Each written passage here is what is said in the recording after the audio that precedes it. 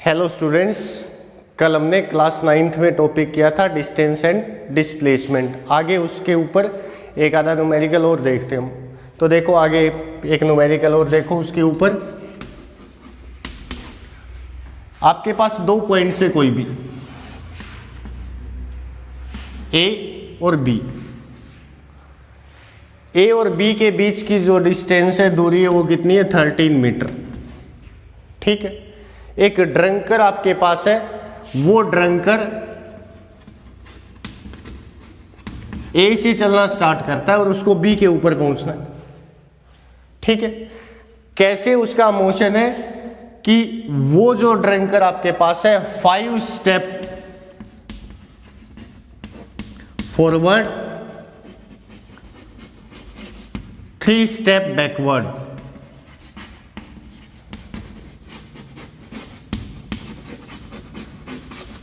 5 step आगे चलता है वो, फिर 3 पीछे आता है, फिर 5 आगे, फिर 3 पीछे। इस तरह से उसका मोशन आपके पास है। आपको बताना है कि एक स्टेप जो ना उसका, वो 1 सेकंड का, 1 सेकंड में एक स्टेप लेता है, और एक स्टेप में जो दूरी तय करता है वो भी कितनी है? 1 meter. How many number of steps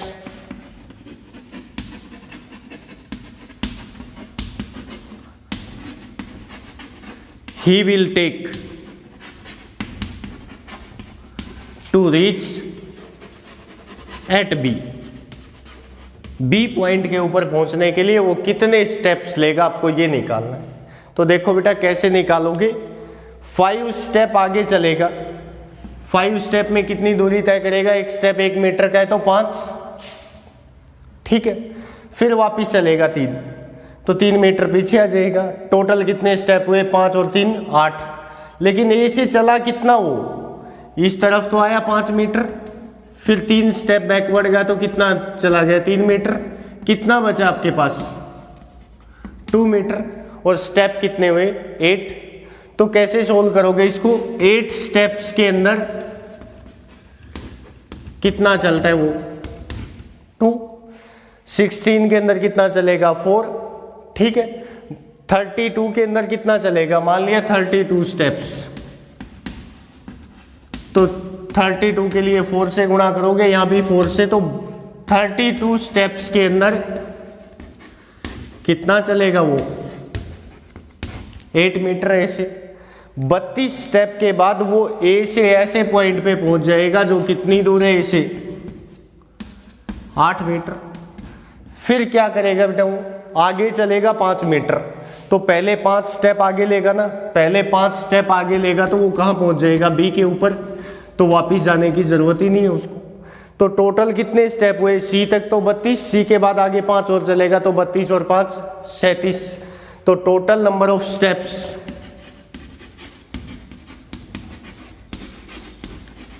कितने आएंगे? 37। टोटल टाइम कितना लेगा बेटा? एक स्टेप 1 सेकंड में आगे चल रहा था, तो कितने स्टेप हुए? 37। तो टाइम कितना लेगा? टोटल टाइम टेकन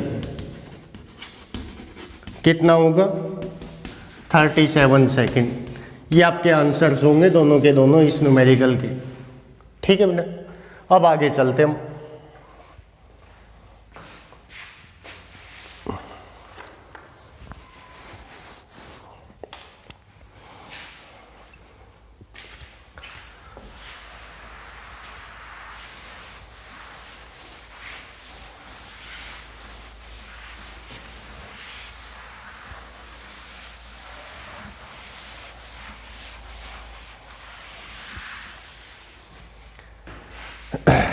नेक्स्ट देखते हम, एक तो वेलोसिटी और एक speed. Velocity and speed.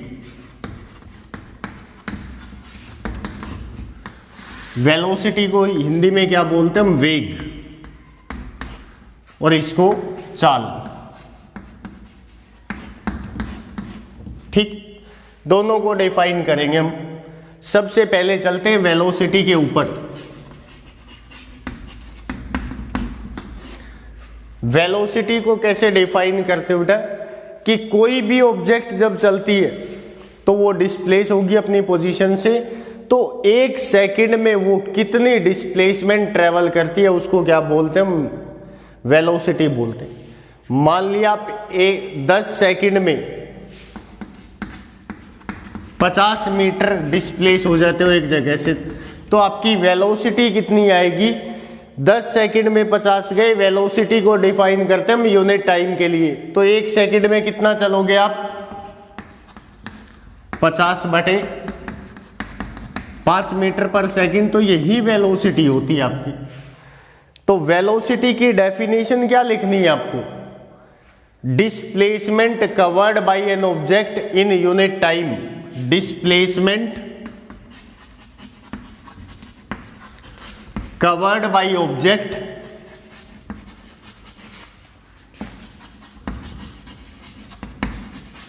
in unit time is called velocity। एक सेकंड में कितनी डिस्प्लेसमेंट ट्रेवल करेगी ऑब्जेक्ट, उसको क्या बोलते हैं हम, वेलोसिटी बोलते हैं। या फिर आप कैसे डिफाइन करोगे, चेंज इन पोजीशन, पोजीशन को चेंज करेगी object, change in position in unit time.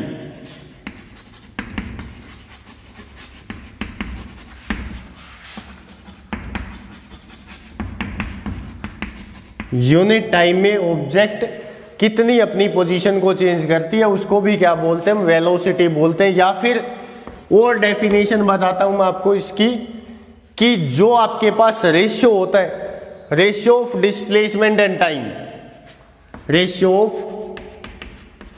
Displacement and time is called velocity, उसी को वेलोसिटी बोलते हैं। ठीक है, तो वेलोसिटी का क्या फॉर्मूला निकल के आएगा, रेशियो होता है किसका, डिस्प्लेसमेंट का और टाइम का, इसके बराबर होती है आपके पास वेलोसिटी। यहां से इसकी एसआई यूनिट आ जाएगी, क्या होगी एसआई यूनिट, डिस्प्लेसमेंट को किस में मापते हैं, मीटर के अंदर, टाइम को सेकंड में। तो एसआई यूनिट क्या होगी आपके पास, मीटर पर सेकंड, ये आपके पास वेलोसिटी की एसआई यूनिट होगी। डिस्प्लेसमेंट क्या बताया था आपको, वेक्टर, तो वेलोसिटी जो होता है ना, वेक्टर बटे में ये scalar, vector by scalar, answer क्या आता है, वेक्टर आता है, तो it is a vector quantity.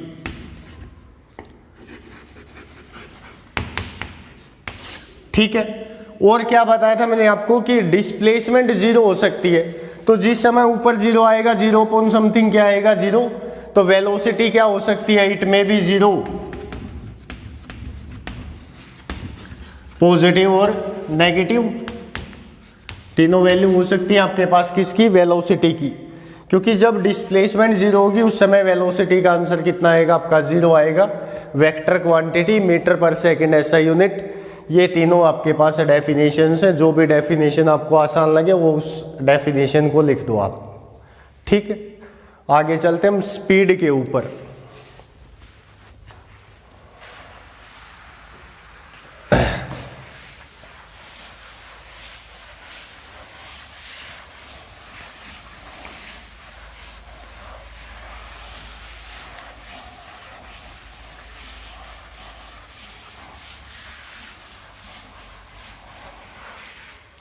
Same as it is आपको स्पीड डिफाइन करनी है जैसे वेलोसिटी डिफाइन की, सिर्फ एक डिफरेंस है, स्पीड चाल बोलते हैं जिसको हम हिंदी में। स्पीड क्या होती है बेटा, distance travelled by an object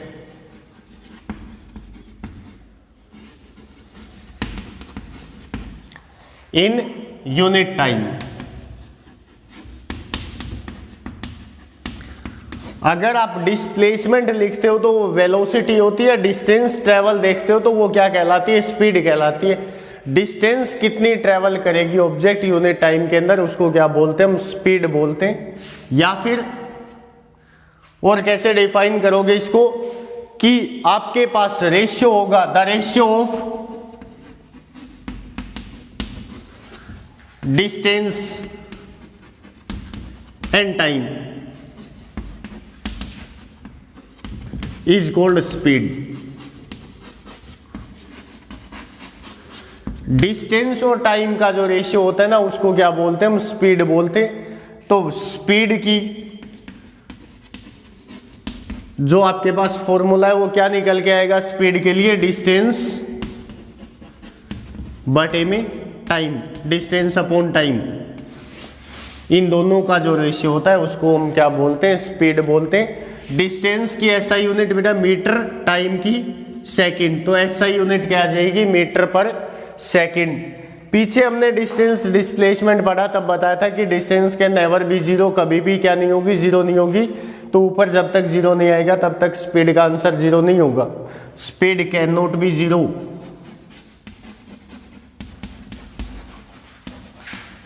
speed आपके पास कभी भी जीरो नहीं हो सकती है। उसके बाद क्या बताया था कि डिस्टेंस क्या होती है? Scalar. Scalar upon scalar, answer क्या आएगा? स्केलर। तो स्केलर क्वांटिटी,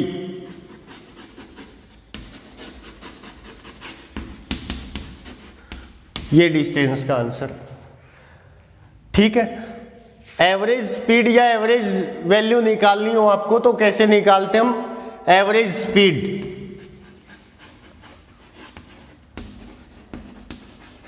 किसके बराबर होती है? टोटल डिस्टेंस बटे में टोटल टाइम।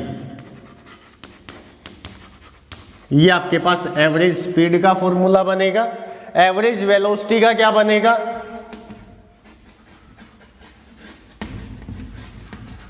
क्या आएगा? Average velocity. वेलोसिटी आई ना, तो वेलोसिटी किसका रेशियो होती है? डिस्प्लेसमेंट टाइम का। ये किसका था? डिस्टेंस टाइम का। तो यहां क्या आ जाएगा? टोटल डिस्प्लेसमेंट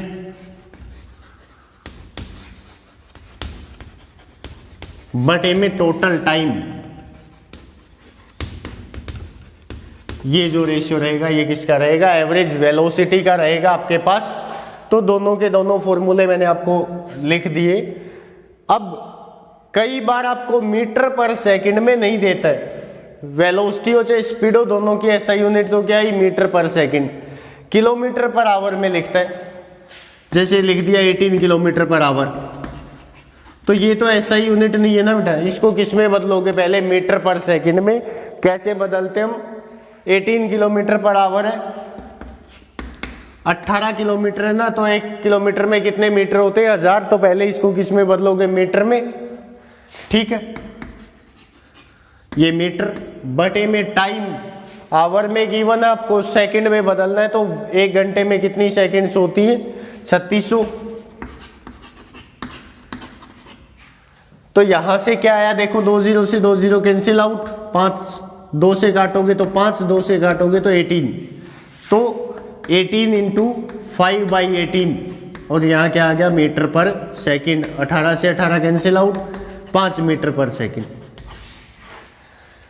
तो जब भी आपको किलोमीटर पर आवर में गिवन हो स्पीड या आपके पास वेलोसिटी, तो x किलोमीटर पर आवर कोई भी वैल्यू हो सकती है, उसको मीटर पर सेकंड में चेंज करना है तो x इंटू 5/18 से गुणा कर दो उसको, मीटर पर सेकंड में आंसर आ जाएगा आपका। अगर मीटर पर सेकंड में दे रखी है, किलोमीटर पर आवर में बदलनी है, x मीटर पर सेकंड। अगर मैं इसको चेंज करता हूं किलोमीटर पर आवर में, तो इसको कैसे चेंज करोगे? x इंटू उल्टा कर दो 18/5 किलोमीटर पर आवर। तो ये चेंज करने के तरीके आपके पास है, डायरेक्ट आप इनको क्या कर दोगे? चेंज कर दोगे। ठीक है, आगे देखते हम।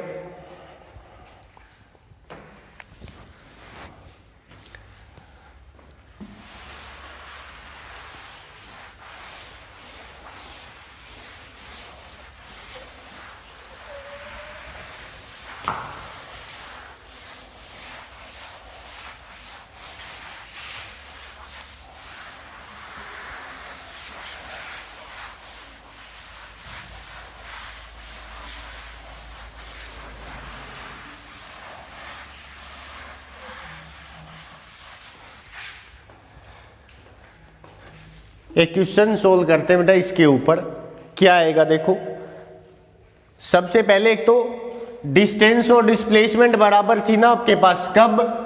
जब आपके पास क्या था, स्ट्रेट लाइन मोशन था। तो वेलोसिटी का क्या फॉर्मूला लिखा, डिस्प्लेसमेंट अपॉन टाइम। स्पीड का क्या फॉर्मूला लिखा, डिस्टेंस अपॉन टाइम। अब जब डिस्टेंस और डिस्प्लेसमेंट आपस में बराबर आ जाएगी तो उस समय वेलोसिटी और स्पीड भी क्या आएंगी, बराबर आ जाएंगी। नहीं तो क्या ज्यादा होती है, डिस्टेंस ज्यादा होगी तो स्पीड ज्यादा होगी आपके पास एज कंपेयर टू वेलोसिटी।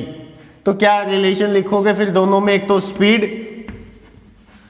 और एक वेलोसिटी। जैसे हमने किस में लिखा था पिछले वीडियो के अंदर, डिस्टेंस और डिस्प्लेसमेंट के अंदर लिखा था, स्पीड वेलोसिटी इक्वल हो सकते हैं बेटा कब, स्ट्रेट लाइन मोशन हो तब। नहीं तो क्या ज्यादा होती है, स्पीड ज्यादा होती है, तो इनइक्वालिटी का साइन आ जाएगा, ये रिलेशन होता है। वेलोसिटी स्पीड से हमेशा क्या होती है, कम होती है। इक्वल हो सकती है जब दोनों किसमें हो, स्ट्रेट लाइन मोशन के अंदर हो। नहीं तो स्पीड जो ना वो हमेशा क्या रहेगी, ज्यादा रहेगी। ठीक है, एक न्यूमेरिकल लिखते हैं हम। An object covers half of his journey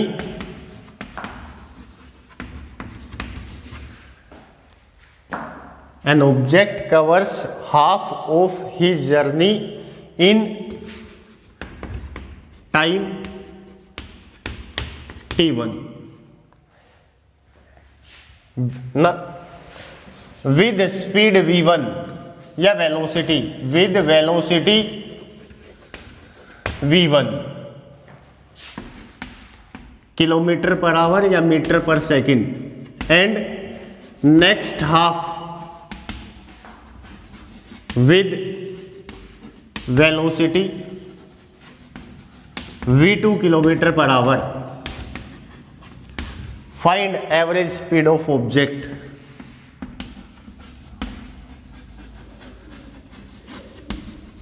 velocity या स्पीड, क्योंकि स्ट्रेट लाइन मोशन है ऑब्जेक्ट का, तो उस ऑब्जेक्ट की आपके पास एवरेज स्पीड कितनी होगी आप निकाल के देखो। 2 मिनट का टाइम आपके पास है, ध्यान से लिखो इसको और फिर निकाल के देखो, नहीं तो मैं सोल्व करता हूं इसको।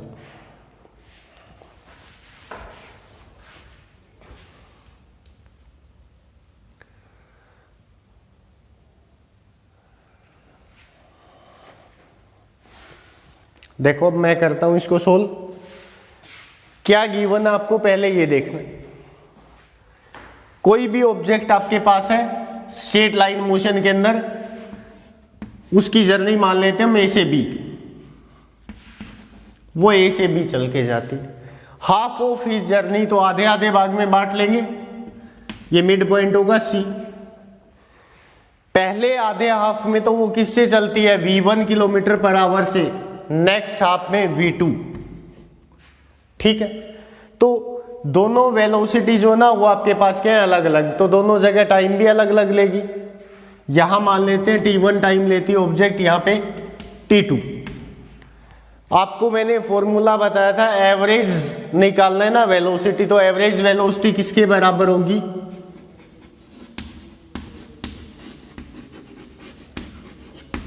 क्या फॉर्मूला था, टोटल डिस्प्लेसमेंट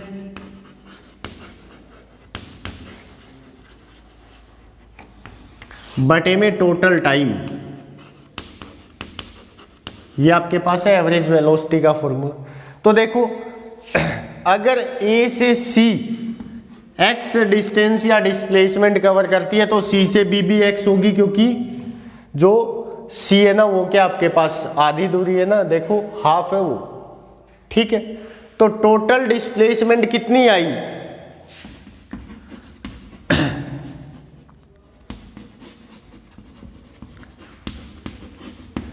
कितनी आएगी, x प्लस एक्स कितना हो जाएगा 2x। सिर्फ क्या निकालना रहेगा, टोटल टाइम। तो देखो यहां से लेके यहां तक का टाइम, यहां से यहां तक किस वेलोसिटी के साथ चलती है वो v1 किसके बराबर बताई थी, वेलोसिटी किसके बराबर होती है, डिस्प्लेसमेंट अपॉन टाइम। तो किसके बराबर आएगा बेटा, x बाई t1। यहां से टाइम की वैल्यू कितनी आ जाएगी t1, x बटे v1। a से c तक का टाइम निकाल लिया, c से b निकालें अगर, फ्रॉम c टू b किस स्पीड से चल रही है वो हो गया किस वेलोसिटी के साथ चलती है। दोनों आंसर सेम आएंगे वेलोसिटी और स्पीड के, क्योंकि स्ट्रेट लाइन मोशन है, स्ट्रेट लाइन में दोनों आपस में क्या होते हैं, बराबर होते हैं। तो v2 वेलोसिटी, डिस्प्लेसमेंट कितनी यहां पे भी x बटे में टाइम कितना मान लिया t2, तो यहां से t2 की वैल्यू कितनी आएगी बेटा, x अपॉन v2। ये दूसरा टाइम निकाल लिया आपने। टोटल टाइम कितना होगा ऑब्जेक्ट का a से b तक टोटल जर्नी का, t1 प्लस t2। तो हमें क्या चाहिए यार, टोटल टाइम ही तो चाहिए। Total time t is equal to t1 plus t2।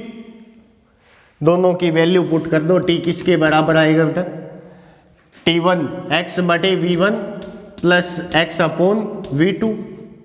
t is equal to x common 1 by v1 plus 1 by v2। ठीक है, यहां से देखो अब t is equal to x common LCM कितना v1 v2, ये यहां पे ये यहां पे, तो ऊपर क्या आएगा v2 प्लस v1। ये आपके पास टोटल टाइम, ये आपके पास टोटल डिस्प्लेसमेंट, दोनों के दोनों को फॉर्मूले में पुट कर दो, कितना आएगा देखो,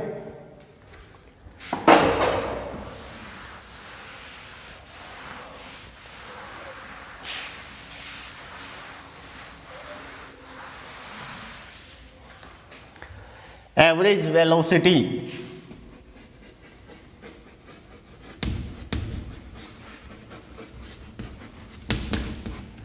टोटल डिस्प्लेसमेंट कितनी है 2x,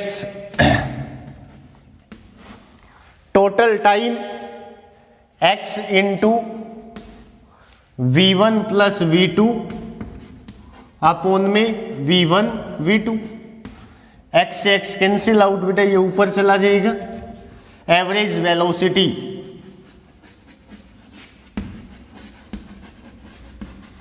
इज इक्वल टू 2 था ऊपर, ये ऊपर जाएगा तो v1 v2 अपोन में v1 प्लस v2। तो ये आपके पास एवरेज वेलोसिटी का फॉर्मूला आया। ये तभी एप्लीकेबल है ये रिजल्ट जब आपके पास डिस्टेंसेस या डिस्प्लेसमेंट्स आर इक्वल, नहीं तो इसको अप्लाई नहीं कर सकते। अब हम सीधा याद रखेंगे कि जब डिस्प्लेसमेंट्स बराबर होती तो ये फॉर्मूला एप्लीकेबल है, नहीं तो ये एप्लीकेबल नहीं होगा आपके पास। अब यहां पे कोई भी वैल्यू दे दे v1 v2 की, मान लिया आपको ये कह दे a to b, half journey चलता है 10 मीटर पर सेकंड से, नेक्स्ट हाफ चलता है 20 मीटर पर सेकंड से, एवरेज स्पीड कितनी है आपके पास। तो देखो हाफ डिस्टेंस अगर आपको दे दी तो ये x इक्वल है, इक्वल है तो ये फॉर्मूला वैलिड रहेगा आपके पास। डायरेक्ट याद रखना आपको, ये एवरेज वेलोसिटी 2 इंटू v1 की वैल्यू 10, v2 20 अपोन में v1 प्लस v2 20 प्लस 10 30, 10 से 3 कितना आ जाएगा average velocity, 2 into 20 40 by 3 meter पर सेकंड, ये आपका आंसर होगा। ठीक है बेटा, तो ये आपके पास है स्पीड एंड वेलोसिटी। ठीक है, आज हम इसको यहीं तक पढ़ेंगे, कल हम एक्सेलरेशन को स्टार्ट करेंगे। ठीक है, ओके।